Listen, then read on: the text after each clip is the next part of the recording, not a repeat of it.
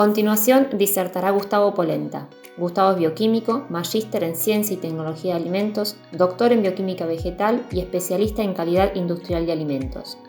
Actualmente se desempeña como investigador en el Instituto de Tecnología de Alimentos y coordina la red de alérgenos en alimentos de INTA.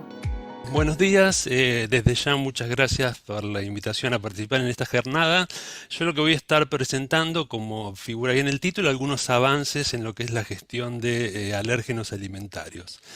Que bueno, como se ve, realmente es algo que le está dando bastante dolores de cabeza a la industria. Esta figura lo que presenta son los que se denominan recalls o retiradas de producto, que es algo ordenado por las autoridades regulatorias cuando aparece en algún tipo de producto algún problema de inocuidad, ¿no?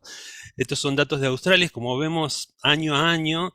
Los recalls debido a alérgenos no declarados son los que figuran acá en la barrita azul, y como vemos realmente, o sea, duplican en algunos casos, por ejemplo, los recalls debido a contaminaciones microbiológicas, y bueno, el problema, lejos de solucionarse, es como que cada año se agrava, ¿no? Esa es una parte de la realidad. Otra parte de la realidad está dada por el hecho de que, bueno, está, por ejemplo, en nuestro código alimentario, en el artículo 235 séptimo, digamos, se puede incluir lo que se denomina una frase precautoria en los casos que, digamos, por más que se hagan los mejores esfuerzos de gestión, no se puede garantizar, digamos, la ausencia de un alérgeno. Entonces, en esos casos, que bueno, deberían ser casos excepcionales, se puede indicar entonces la posible presencia.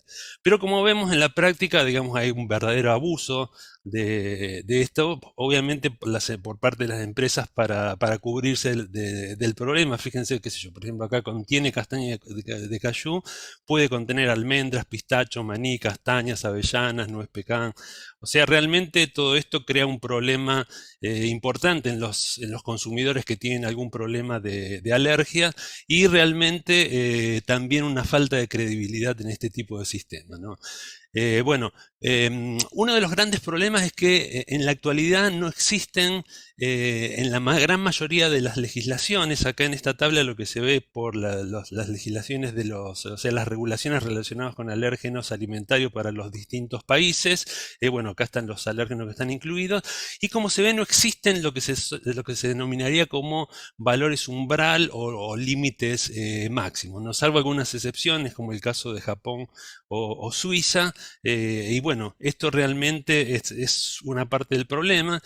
En función de esto, la Comisión de Rotulado de Alimentos del Codex Alimentarius, bueno, le indicó a la FAO y a la Organización Mundial de la Salud que organice un comité de expertos, un comité ad hoc de expertos, para, bueno, abordar distintas cuestiones.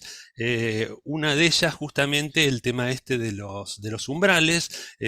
Bueno, nosotros tuvimos, o sea, se formó un comité de expertos, unos 20 expertos, digamos, a nivel internacional, y bueno, con gusto, digamos, les digo que dos de esos expertos fuimos integrantes de la plataforma Alérgenos en Alimentos, María Cristina López de la Universidad de San Martín y quien les habla. Justamente en la segunda de esas reuniones, esto, o sea, consistió en 4 grupos de reuniones, 3 de ellas lamentablemente por la cuestión de la pandemia se realizaron en forma virtual. La última únicamente fue en forma presencial en Roma, en la sede de la FAO.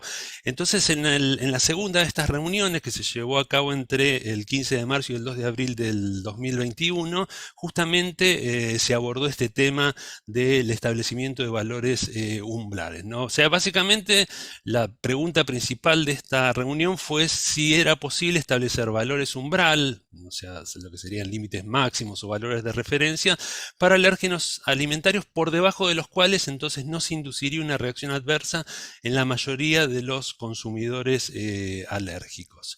Esto, bueno, en realidad es posible determinarlo, no es tan simple, se necesitan, digamos, distintos elementos que son los que figuran ahí.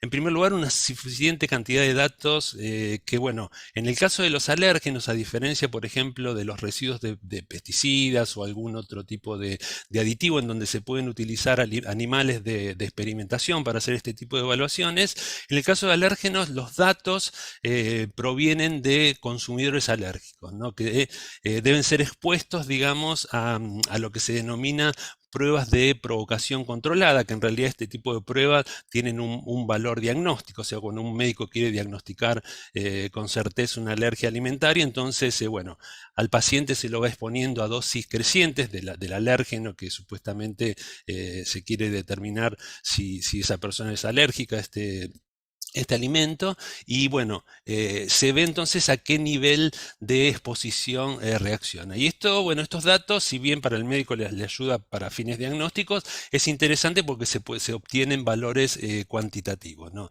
El segundo elemento, bueno, a partir de una suficiente cantidad de datos, entonces habría que establecer un modelado predictivo a partir de estos datos, obteniéndose lo que se denominan gráficos de dosis respuesta, ¿no? Una vez obtenido estos gráficos, digamos, y estas funciones matemáticas que permiten hacer la producción, entonces, bueno, habría que lograr un nivel de acuerdo sobre qué nivel sería el aceptable como para establecer un límite. Así que, bueno, en primer lugar lo que se hizo, bueno, revisar la bibliografía. Hay un trabajo bastante reciente en donde se hizo un metaanálisis, digamos, una evaluación de distintos trabajos entre 2011 y 2018, que fueron, bueno, revisaron como 2.516 títulos, de los cuales 570, digamos, tenían valor para este tipo de objetivo. Se agregaron también algunos estudios clínicos no publicados y finalmente se pudo construir una base de datos de 3.400 datos. O sea, cada dato significa, digamos, un paciente al que fue expuesto a distintas dosis en un estudio controlado, distintas dosis de determinado alérgeno, y se vio a qué nivel reaccionaba.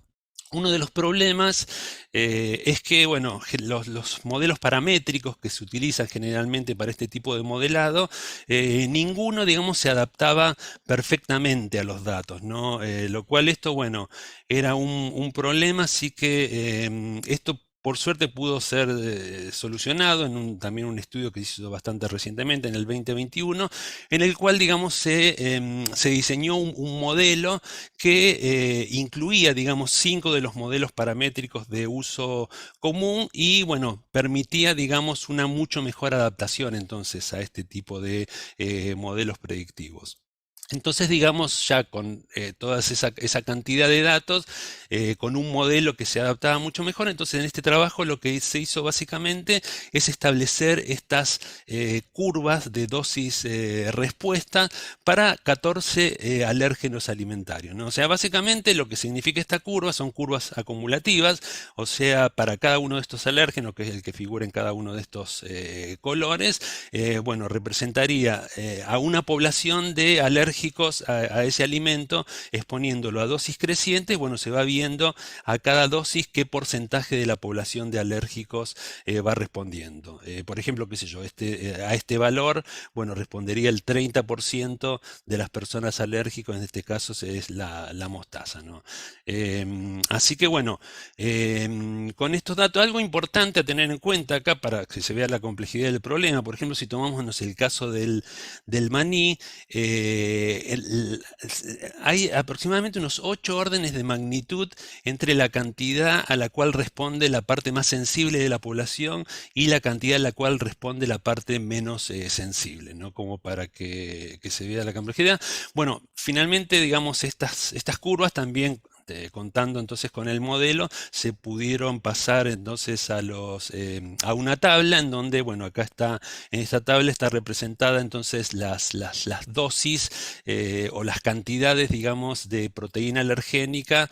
En este caso, bueno, el valor que se presenta es el ED, que sería el eliciting dose, sería la dosis desencadenante o la dosis de respuesta. O sea, el ED01 sería la dosis a la cual responde el 1%. de la población, el de 0,5 al cual responde el 0,5 y así, etcétera, digamos, para los distintos alérgenos, ¿no? La siguiente etapa entonces consistió en ver, en definir, digamos, cuál sería el nivel de protección adecuado. Los dos candidatos fueron, digamos, el valor del ED01, que digamos dejaría como protegida al 99% de la población de alérgicos, y el de D05, que representaría el valor que dejaría protegido al 95%, ¿no? Bueno, depende de la experiencia de muchos, porque ahí participaban, por ejemplo, médicos. Lo que se estableció es que el hecho de tener un valor tan estricto como el ED01 no implicaba una mejora significativa en cuestiones de salud pública, y de hecho con estudios específicos para validar este tipo de curvas, se estableció en primer lugar que era un valor predictivo bastante adecuado, o sea, qué sé yo, exponiendo, digamos, una población de alérgicos a una cantidad, digamos, que sería el ED05, justamente el 5% aproximadamente reaccionaba, y las dosis en cuestión de severidad, o sea, el tipo de reacción era un tipo de reacción leve o moderada. Así que bueno, se optó entonces por adoptar este valor ED05. En la siguiente etapa lo que se hizo fue tratar de redondear para cuestiones prácticas, digamos, este valor, y agrupar a los distintos tipos de alérgenos. Así que finalmente, digamos, el producto de esto fue determinar estos valores de referencia que están expresados en miligramos para los distintos alérgenos. O sea, por ejemplo, en el caso, no sé, de la leche, que es de 2 miligramos, digamos, exponiendo una población de personas alérgicas a la leche a una dosis de 2 miligramos, el 95% de ellas no experimentaría ninguna reacción, y el 5% por ahí alguna reacción, pero muy leve. Así que bueno, esto es parte del producto, digamos, de lo que se determinó. La otra cuestión pasa también por tratar de establecer, como estos son valores, digamos, absolutos de miligramos, o sea, cómo se pasaba eso a una concentración. Porque, bueno, por ejemplo, siempre, digamos, los límites máximos, por ejemplo, de residuos, siempre se expresan en concentración, no en partes por millón. Y dado que, digamos, el consumo de distintos tipos de alimento puede ser, o sea, la porción de alimentos que se consume es diferente para cada tipo de alimentos, entonces lo que se toma es lo que se denomina como nivel de acción o action level, que básicamente consiste en, bueno, esa dosis de referencia, dividirlo por la cantidad de alimentos que se consume. Entonces, bueno, basándose también en algunos estudios previos, se puede determinar también distintos grupos de alimentos, y existen datos, digamos, de consumo bastante detallados, en los cuales, por ejemplo, no sé, para el queso se ha determinado que a través de encuestas que, por ejemplo, el valor medio de consumo de queso en una ocasión de ingesta es de casi 40 gramos, y el 75% de los consumidores de queso en una ocasión de ingesta consumen, por ejemplo, hasta 48 gramos, ¿no? Así que lo que se presentó también en el informe son estos action level agrupados, digamos, se hicieron tablas con diferencias, digamos, de 10 gramos, entre 10 gramos y 1000 gramos para el consumo de distintos alimentos, y bueno, se determinaron entonces para cada tipo de alimento ese nivel de acción que, digamos, separaría, o sea, si uno determina que está por debajo de ese nivel de acción, no sería necesario ninguna frase precautoria, y si está por encima, sí.